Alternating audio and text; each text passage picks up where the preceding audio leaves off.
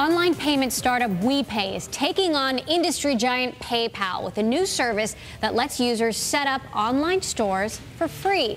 The company says it'll still charge a 3.5% fee to process credit cards, but unlike PayPal and parent company eBay, it won't charge merchants a setup fee or monthly fee for their online stores. WePay CEO and co-founder Bill Clerico joins us now. He and his co-founder, Rich Aberman, were named two of the best young tech entrepreneurs of 2011 by Business Week. Congratulations on that. Thanks for having me. So first of all, what is WePay and what problem does it solve that PayPal doesn't already? Sure. So WePay is the hassle-free way for anyone to collect money online.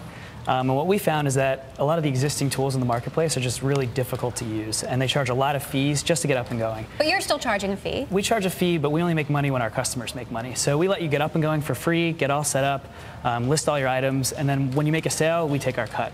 Okay, but let's talk about PayPal. If I already have a PayPal account set up, maybe I have money in that account. That's a huge advantage for PayPal, right? Sure. So PayPal does have 100 million active accounts, but what we have is a real focus on our customers. We welcome people in the front door, and we've seen, from our launch last week, we've seen over 2,000 stores get set up already.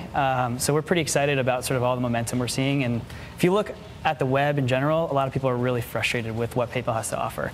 And we're trying to start with those customers, and we'll eventually expand. So what are they frustrated with? So they're frustrated with poor customer service, sort of lots of gotcha, hidden fees, and just generally a malaise when it comes to taking care of their customers. Let's talk about the WePay stores. You've already got 1,000 stores We're actually set up. past 2,000 now. Oh, wow. Okay. So tell me how fast it's growing and what the direction Yeah, of so we this just is. launched last Wednesday, but ever since then, it's just been growing like crazy. We're trying to just hold on and get all these customers up and going. We're really excited about it. Why is there so much enthusiasm? I mean, what is it that customers want? Sure, so it's completely free to set up. So anyone, you and I right now, could sit down and open an online store. And that's kind of a pretty cool new idea. It wouldn't cost us anything.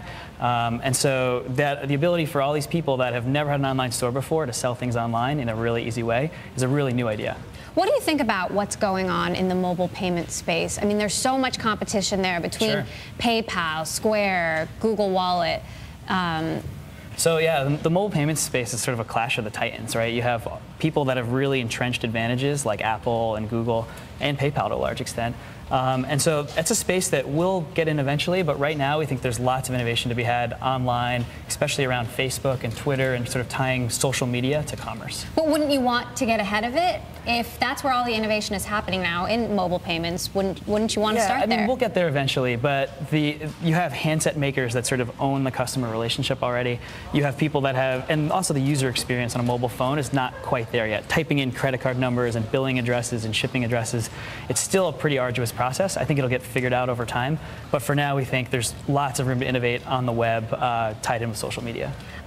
Tell me how fast WePay has been growing in general. Sure, so for the last 12 months we've grown on average about 35% a month, and so it's been sort of a fun, wild ride.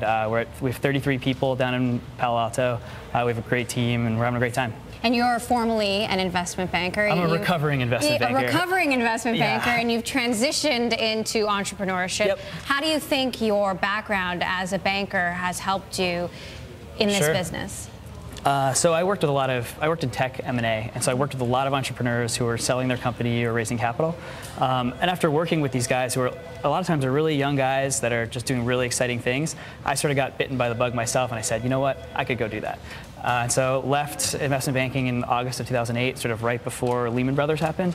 And in hindsight, it was a good time to leave that industry, and we've been having a lot more fun over here. So what's your take then, as a former banker, on all of the enthusiasm in the tech industry, all of the IPOs going out, the talk of a bubble or no bubble? Yeah, so a lot of people call it a bubble, but I see real businesses getting built. I mean, companies like, Apple is the second most valuable company in the world, and so there's a lot of money to be made in tech.